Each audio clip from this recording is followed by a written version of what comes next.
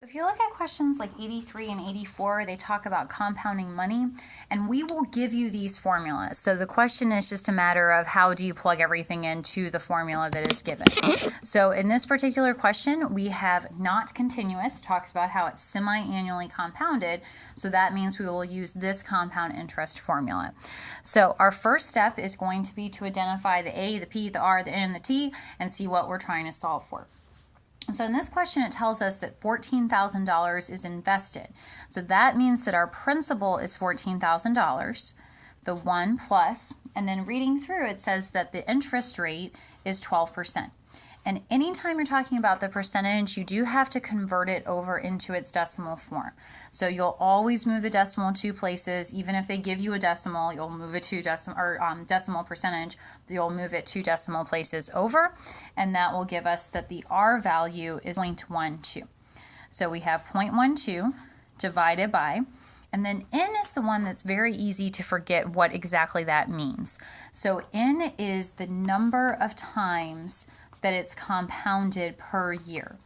So here they say that it's compounded semi-annually. So semi-annually means that it's twice a year that it's compounded.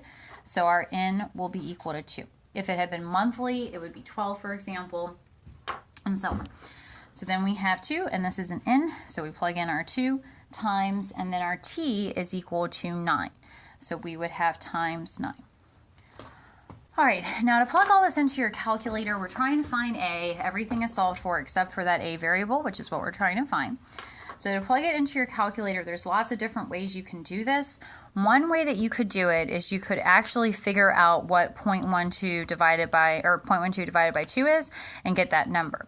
Now, if for some reason this number is a decimal that does not terminate, you don't want to be aggressive in rounding. So like if you have 10 digits for the decimal, I would write out all 10 digits so that you're not getting a bunch of rounded numbers for that. So in this case, it's just 0.06, so it's perfectly acceptable. But you just don't want to be too aggressive in your rounding.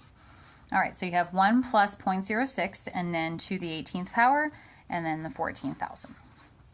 So then once you evaluate inside of those parentheses, it becomes a little easier to put it all in on your calculator.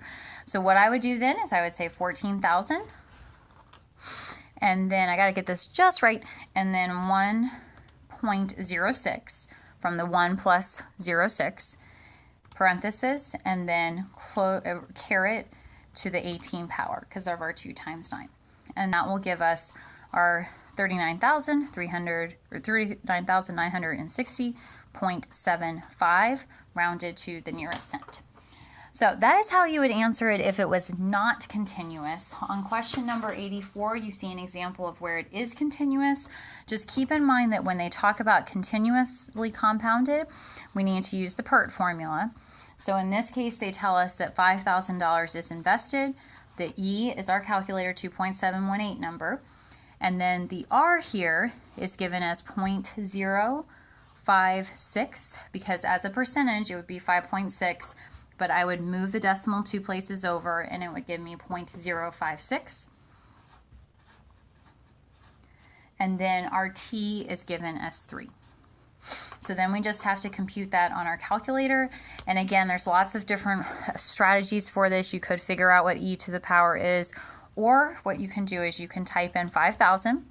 Second division gives us the E, or second ln. But second, if you look at the division button right up here, the division button does have the little E above it, and that's how we get our E. And then caret, so raised to the caret, and then we want all of the 0.056 and 3 to be in the exponent. So we put parentheses and then 0.056 times 3 and then close our parentheses to end the exponent. And that gives us our answer of 59,146.83.